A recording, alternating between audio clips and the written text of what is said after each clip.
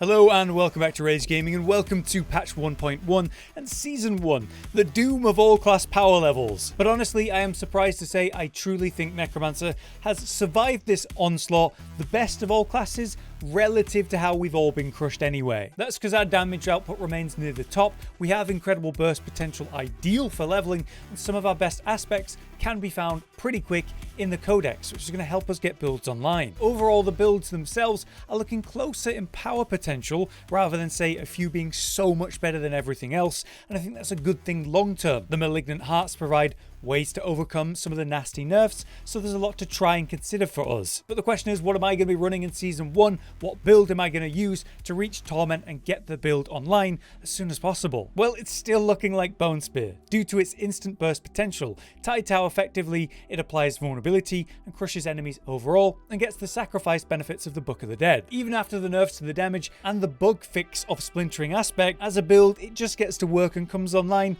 the fastest, so I really think it's Bone Spear. However, Bloodlance has high potential thanks to the buffs that all 3 balance patches in a row have done, and then that new aspect of Gore Quills, causing Bloodlance to consume blood orbs all around you, conjuring lances from them, dealing less than normal damage and prioritizing targets that aren't lanced, but it means you can consume all the blood orbs without having to go pick them up, hopefully still getting all that benefits of normally picking them up, and then sending the blood lances, which spreads the lance to more targets for more potential, and overpowers largely unaffected by the massive nerfs to crit and unaffected entirely by vulnerable changes too. The build requires a lot to get going though, you know, the new aspect and a bunch of other things, so for leveling in early endgame days, it's less viable and instant than Bone Spear, but we'll see. Also, just to mention them, minion builds are still completely lacking skill tree improvements we were expecting. They're hyper reliant on the massive amount of Paragon points you need for like 3 boards plus to get going, as well as very specific aspects you can't get in the codex normally. These issues remain for early season leveling. On the other hand, Shadow Blight builds have high potential in the mid to late game. It's just they require a lot of lucky hit to really get going, which of course won't be relevant while you're swapping gear so often. But I do believe those builds are really going to come online around World Tier 3, which is exciting. So yeah, Bone Spear, still the most effective way to get bursty damage, ideal for early leveling, gathering what you need. Obviously you guys can play whatever you like, and clearly all the builds are a lot more tight in power levels at this stage, but I'm going to be using Bone Spear to begin with, and that's what we're talking about today. Be aware the footage in the background is just using this leveling build with some basic aspects you'll be able to collect, although I do have some things on, you know, that you'll get as you work your way to true endgame. Since this video is made prior to season 1 launch, of course. We begin with my fully refunded skill tree, so you can see where I'm going to spend every individual point as I'm leveling up. There's going to be a couple things that are specific to what stage of the leveling you're at, but let's just get into it. Starting with your basic. Of course, you're going to be running Bone Splinters as a Bone Spear build and going for the enhancement. We're going to want Acolyte's Bone Splinters, but for now, we're going to leave it for when it actually matters later on, because what actually is really important is you picking up Bone Spear as quick as you can to get it going. Then you're going to upgrade it to make it obviously more potential, and then go for Supernatural Bone Spear to make it guaranteed to make the first enemy vulnerable. This is something we will swap off once you have the splintering aspect. Splintering aspect of course gives you vulnerability generation with the bone splinters that return, so once you actually have that, you can come back to this and drop Supernatural Bone Spear and pick up Paranormal, giving Bone Spear an improved critical strike chance and other nice benefits. At this point though, we're going to need to spend 1 more point to reach the next tree, so we'll pick up Bone Spear of course to empower it a little bit more. This is where we're going to reach the point where we're going to be picking up something that's going to really help our essence generation, which is of course Corpse Explosion. 1 level to that to get it going. We'll enhance it to improve the radius and go for Plagued Corpse Explosion to improve the damage it does to slowed, stunned and vulnerable enemies. These bonuses can stack, so it can really improve the damage. Now, part of this build is going to be tied to having max essence to deal more damage, but since we're not at that point, we don't need to focus as hard about improving our essence generation, so we're going to pick up Grim Harvest soon, but not yet. In the meantime though, we want to empower our main damaging ability, Bone Spear, and in fact, even though we can get to this tree, I'm going to 5 out of 5 pretty much at this point. This whole tree we're going to be ignoring for this initial moment. We want to work our way to Corpse Tendrils and the incredible bone benefits of these passives. So we're going to come back up and pick up 1 level of Blood Mist, giving us the utility of this ability to avoid damage by having an iframe option. Then we're going to make it so our Corpse Explosion is actually granting essence through Grim Harvest at 3 out of 3. This generates 6 essence every time you use Corpse Explosion now, which is going to help you always have the essence, or as much as possible, to use Bone Spear. This allows us to reach the next tree, where now we can pick up Corpse Tendrils that AoE pull in, and obviously the stun. We're going to enhance that, so it's also going to slow the enemies who are in range of being slowed, and go for Played Corpse Tendrils because it's going to guarantee more vulnerability in AoE, which is really important. With the new way that Splintering Aspect is working, it's generating vulnerability on the return of the bone splinters, which is slower than the old bugged way that it would instantly apply vulnerability. So this is actually even more important. Much later in the sort of true endgame build, we'll probably want to benefit more from Blood Orbs, but right now we just are way too far away from that. Then it's time for our main power spike, where we're going to pick up 3 levels of Serration, improving crit strike chance based on the amount of essence we have when we cast, Compound Fracture at 3 out of 3, improving our bone skill damage, and lastly 3 out of 3 on Evulsion. Your bone skills are going to deal way more damage to vulnerable enemies, which is awesome. At this point we're down at the ultimate tree, where we're actually not going to pick up the ultimate. We'll pick up 1 level standalone, and then 3 out of 3 of Memento Mori, because it's going to greatly enhance the benefits of our sacrifice bonuses for the warriors and the mages, which is a consistent, always happening bonus, whereas Bone Storm is a longer cooldown. At that point we can put the 1 point into Bone Storm to get it, and then we can get our key passive Ossified Essence. So now the amount of essence we have when casting our bone skills actually matters. At 50 or higher essence, we're dealing 1% times increased damage based on the amount of essence we have above that 50. At that point we pick up Prime Bone Storm for the damage reduction while it's active, and Supreme to actually get the massive crit strike chance while it's active as well. This is another big power spike point. Then it's about just kind of filling in the tree where we've been ignoring it. I would say the best thing to level up at this point is actually Corpse Explosion. Since you're using it a lot to generate essence, we may as well have it dealing more damage, and with the Plague Corpse Explosion it can actually be very relevant damage. Now we actually have the benefits from having max essence, we're going to go ahead and pick up Unliving Energy so that we can get to Imperfectly Balanced, and at 3 out of 3 this is going to massively improve the damage we're dealing with our Bone Spear, but it costs more essence, which is the trade-off, which is why we leave it until now. You want 3 out of 3 on that, but for some reason it's like bugged out right now. I think something to do with the patch is causing issues, which is fantastic for my showcase for this video. But yes, 3 out of 3 on that at this point. Then we're just finishing off everything we've been ignoring. 1 level into Acolyte's Bone Splinters now gives us that 8% plus critical strike chance as we hit the same enemy at least 3 times with Bone Splinters. We can pick up Hued Flesh to actually make that spawn corpses, doubled against bosses in single target, which is nice to actually pop Corpse Explosion to get the essence. We can come back down to the ultimate tree and finish off Standalone for the damage reduction benefits that provides. We can come up to the Curse skill tree and pick up Death's Embrace at 3 out of 3, meaning we deal more damage to close enemies and they deal less to us, which is a really nice synergy. We can finally pick up our levels of Fueled by Death, which is going to increase the damage for 6 seconds after we consume a corpse, and we could finish off Unliving Energy to 3 out of 3 since we are actually getting benefits from having more essence now. Again, for some reason I have 2 points remaining, which should be in Imperfectly Balanced, but the skill tree is bugged in patch 1.1, so hey, that's amazing. When it comes to the Book of the Dead then, it is fairly standard fare. Skeletal Warriors are skirmishers. This is going to give us a nice crit strike chance improvement passively, which is very good for the early days when we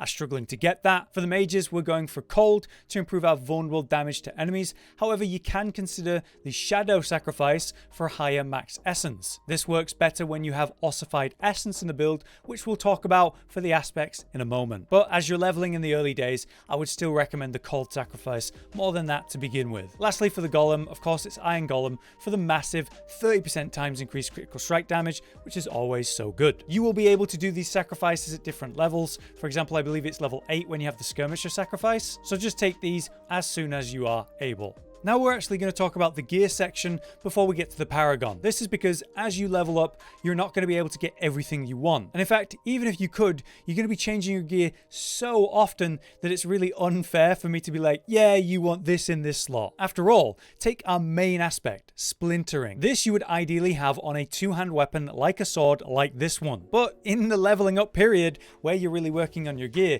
you know, you're just going to be replacing your weapon all the time. So we can't put something on a weapon because it's just going to be a waste. Therefore, splintering aspect is actually going to go to your amulet, where I previously had serration. This is your most important aspect. It causes Bone Spear's primary attack to make enemies hit beyond the first vulnerable for up to 5 seconds. And it's why we drop Supernatural Bone Spear as soon as we have it to go for another benefit of Paranormal Bone Spear. Further, it makes the bone shards from that Bone Spear deal much more increased damage to vulnerable enemies and even pierce them, which is wonderful. You can even find it as a codex, so there's no reason not to have this immediately via the Gulran slums in the dry steppes. So with that aspect on your amulet, next we have another offensive aspect you're going to want as a consistent source. That is of course Grasping Veins. Also nerfed to now be capped at 40% times increased bonus critical strike damage, but it still gives you the 20% plus increased critical strike chance for 6 seconds after you cast a Corpse Tendril. Those affected by that Corpse Tendril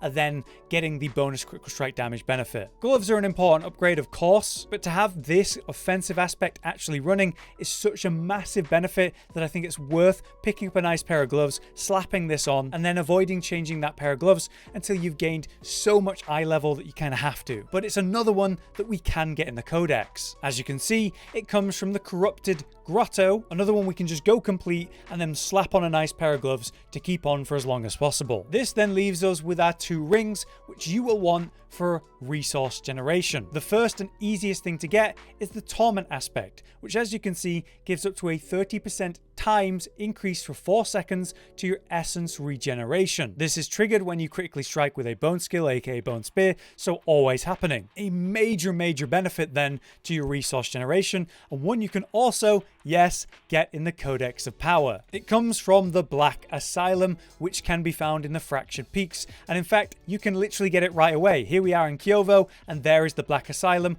right next to it. You can immediately get this and slap it on a ring, and it'll really help your resource generation. The second option was probably going to be Umbral, providing 1 to 4 of your primary resource whenever you crowd control an enemy, which basically means Corpse Tendrils. Ideally we'll get a higher roll on this, but it's another one you can get in the Codex, as found of course in Champion's Demise in the Dry Steppes. But you're going to ideally be looking for Exposed Flesh, which provides up to 50 essence when hitting a vulnerable enemy with a bone skill, which is obviously insane. This completely solves your resource generation issues, especially as it's tied to lucky hit and you can get more lucky hit, but it is an unreliable thing for me to suggest because you can't find it in the Codex. Just know it's really good and you're looking for it. Finally, I just want to reference the serration aspect that we are not running on our amulet since we're running Spinal. You could always run this on a second ring if, for example, you haven't found Exposed Flesh and you're managing okay with, say, not Codex Umbral. That would then give you a way to run the serration aspect, which would improve your damage with bone skills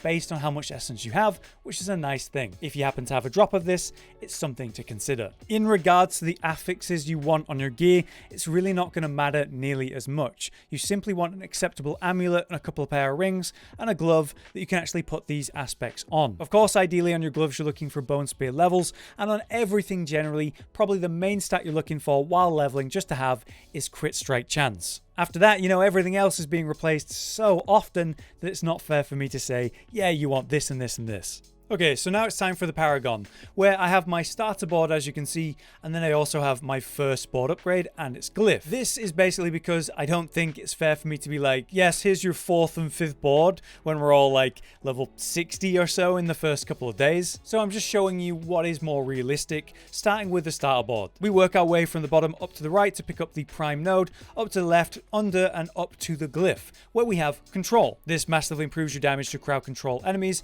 and of course, also provides a multiplier of 20% increased damage to stunned enemies, so every time we Corpse Tendril, it's a major damage increase. As the build progresses and we make some changes to it, we solve our essence issues, we'll even swap off Corpse Explosion long term, and obviously work in Decrepify, which will be a constant slow, providing a 10% times increase to the slowed enemies whenever we're not stunning them with the better damage of Corpse Tendrils. Long term then, this is a great pickup, and one that we can easily work into the starter board and pick up 40 intelligence, which is all around the board. Also coming up to the right to pick up preservation for the bonus of the armor and its intelligence that it provides, and then up and left and around to pick up knowledge, again more intelligence and the damage that provides, then up on the left of the starter board and to our first expansion, where you knew exactly what this was going to be if we're a Bone Spear build, is the Bone Graft board. I've orientated this so we can pick up the legendary node as soon as possible, because obviously it's a major damage increase. Our bone skills increase our damage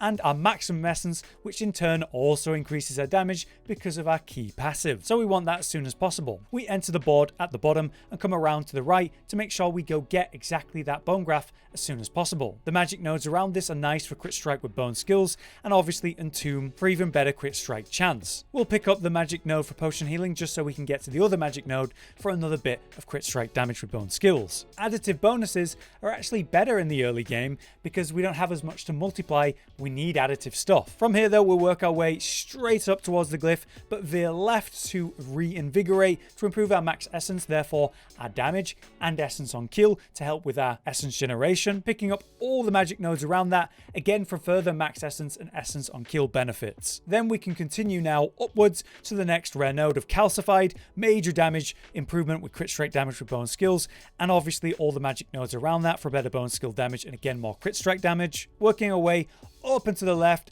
and around the top to pick up our next glyph socket, which we're putting in, of course, exploit as a high priority. While yes, it improves our vulnerable damage as we get more dex here, which is nice, the secondary effect when we get that going causes damage to vulnerable enemies to increase our damage overall up to 10% times, which is just insanely good. Getting this very early on then is a priority for us. Also above that is more magic nodes to improve bone skill damage, Shaper of Bone, the rare node for further bone skill damage, and some magic nodes for dexterity, which we absolutely want because it's going to further improve our vulnerable damage. This is my min-max showcase of the first and second board, just to get you started in Season 1.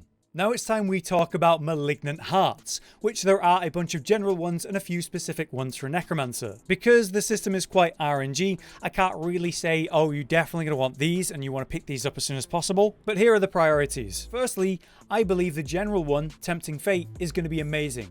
This is a vicious heart and one we won't be able to get until World Tier 3, but once we're there, using this heart you can gain between 40 to 60% critical strike damage, which is amazing, really helping us with the massive crit strike damage nerf that happened in 1.1. However, your non-critical strikes are going to deal 20 to 15% less damage, which does suck, but as we are running a high crit strike based build, Tempting Fate is going to be very good. Of course, you want to run this once you've reached sort of a nice point of having enough crit strike to rely upon, though Bone Spear just naturally has a lot of it. Alternative to that for Vicious, I would suggest Dark Dance. Again, another one you'll get at World Tier 3. Every 5 seconds while above 60% health, your core skills will instead cost health instead of your primary resource, meaning you get to deal damage without wasting your resource, which is great, and skills that consume life, aka that example, can deal up to 10 to 20% increased damage, which is awesome. So those are the ones I'm looking at for Vicious. For Defensive Brutal, there's the Decrepit Aura. When at least 5 enemies are near you, you gain an aura that automatically curses surrounding enemies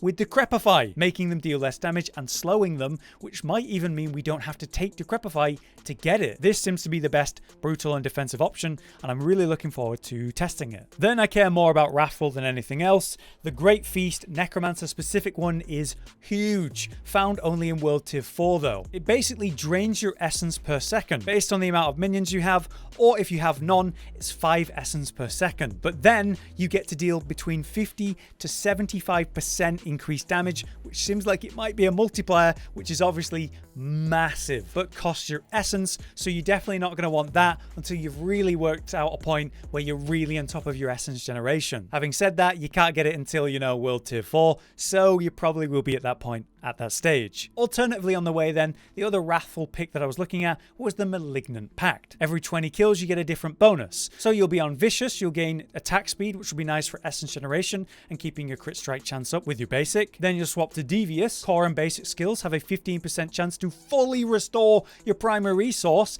That's amazing. And then Brutal, so every 21 seconds you'll gain a barrier absorbing damage, keeping you up and surviving. So I imagine the Malignant Pact heart is going to be one to run while leveling, and then when you're at like a true full build and essence gen isn't nearly as much as a problem, the Great Feast is going to be amazing. But there you have it. That is my overview of the build plan that I'm going to be working with going into Season 1. Of course, things may change as we test and find things out, but theoretically, I'm thinking this is going to be a very strong, very efficient build for leveling as we work our way back to World Tier 4. I'm very interested to see the new meta and how things work, and again, I'm really hopeful for Bloodlands being potentially a meta-relevant build that we're looking forward to testing. But on the way to the point where we have enough aspects and a proper build for that, Bone Spear is likely going to carry once more. If you've enjoyed the video and find it useful, please do drop a like on it. But for now, I've been Hollow, you've been you. Thanks for watching, we'll see you next time. Josh, Cotton, and Hollow with the videos, dropping the humor like a hammer on your tippy toes, bringing entertainment on a daily arrangement to take our insanity and turn it into entertainment. Yes, I said entertainment twice, to reiterate that it is nice to look into your faces on a mostly daily basis when you let us in your homes to make the whole world a stage. Goodbye.